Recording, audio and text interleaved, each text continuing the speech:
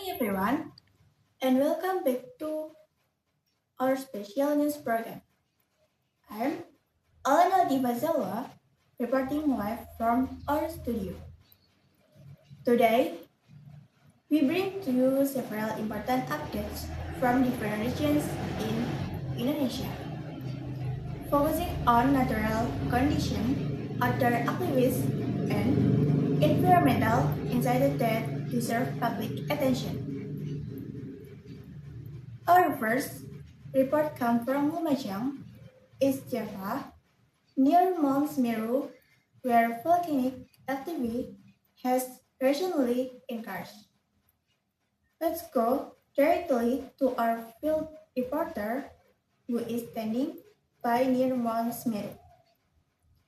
Vimolia, how is the situation there?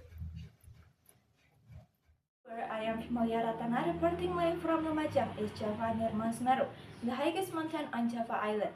In early February 2026, Mount Semeru once again saw increased volcanic activity, drawing attention from local residents and authorities.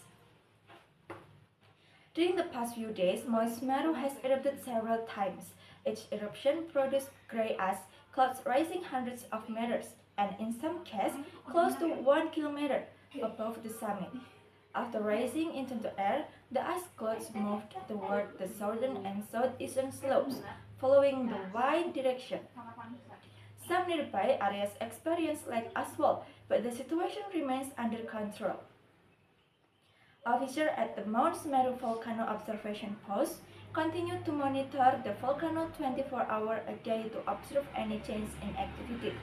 Authorities state that continuous monitoring is important so that warning can be delivered quickly if the volcanic activity increases. At this time, the alert level remains the same, but the public is still advised to stay alert and follow official instructions. Residents and visitors are strongly warned not to enter restricted zones near the crater and along rivers valleys that originate from the summit. These areas are considered dangerous because hot clouds, volcanic rocks, and other materials can suddenly move down the slopes without warning. Even when eruption appears small, the potential danger is still exists. People living around the slopes are also asked to remain cautious, especially during heavy rain. Rainfall can carry volcanic sand, ash, and small rock through the river, creating dangerous flows that might reach areas far from the summit.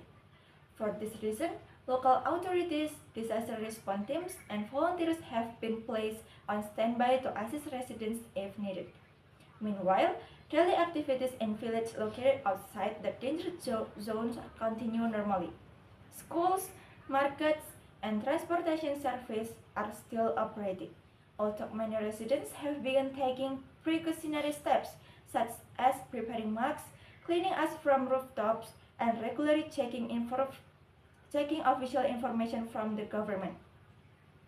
The regional government and disaster management agencies have also prepared emergency measures, including ensuring evacuation routes remain accessible and preparing shelters in case evacuation becomes necessary.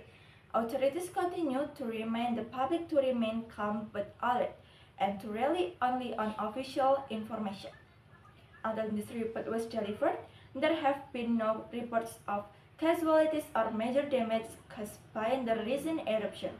However, monitoring continues closely because volcanic activity can change at any time. Authorities once again remind residents, climbers, and tourists not to approach the summit area and to always follow safety recommendations for their own protection. Reporting live from Lumajang, East Java, near Mount Semeru, this is my report. Thank you, Vimolia, for that detailed report.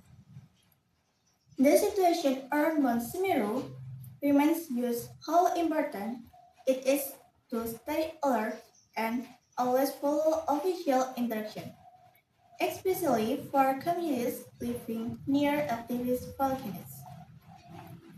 Now, we move on to our second story. This time, we head to a mountain area where hiking activists continue to attract visitors. However, safety remains a major concern due to unpredictable weather and challenging terrain. Let's return to our field reporter, Kiki, for an extensive report from the mountain area. I'm Rizky Ramadhani and I'm reporting live from a mountain area where hiking activity continue to attract visitors from various regions. Behind me, thick forests, steep slopes, and long hiking trails dominate the landscape, offering both natural beauty and significant challenges for those who choose to climb. Since early, this morning activity at the base camp has been steadily increasing. Mountain officer and management staff are seen conducting routine checks, registering hikers, and ensuring that all visitors comply with safety procedures. Each hiker is required to report their identity, destination, estimated hiking time, and group size before beginning the ascent. According to officials on duty, the overall conditions of the hiking trails is considered manageable. However, hikers are reminded that certain sections of the trail remain difficult, especially in higher elevation. Narrow paths, loose rocks, and slippery ground caused by moisture or recent rainfall can pose serious risks if hikers are not careful. Weather conditions in mountainous areas continue to be one of the main concerns. Here, weather can change rapidly without warning. Clear skies can suddenly turn cloudy, followed by heavy fog or rainfall. Dust fog is particularly dangerous as it can drastically reduce visibility and disorient hikers, increasing the likelihood of accident or hiker losing their way. Officers on site strongly advise hikers to constantly monitor weather conditions and to be prepared to turn back if conditions worsen. Carrying proper equipment such as warm clothing, rain gear, flashlight, navigation tools, and sufficient food and water is considered essential for safety. Another important concern highlighted by officials is the tendency of some hikers to travel alone. So hiking significantly increases the risk in emergency situations. Therefore, hikers are encouraged to move in groups and maintain communication with one another throughout the journey. Staying or marked on official trails is also emphasized as unofficial routes are not monitored and may lead to dangerous terrain. Authorities hope that with better awareness, discipline, and cooperation from hikers outdoor, activity in this mountain area can continue safely and sustainable, while continuous monitoring and evaluation remain a priority to prevent accident and protect the natural environment. From the mountain area, Rizky Ramadhani reporting.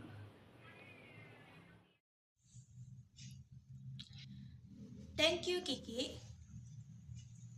Mountain tourism offers beautiful scenery, but it also requires responsibility. Hikers are reminded to prepare properly, follow regulation, and always prioritize safety. Next, we turn to Mount Bromo National Park, where investigations have revealed the cause behind a wildfire incident that occurred in 2023. For more detail, we go to live our reporter Solo.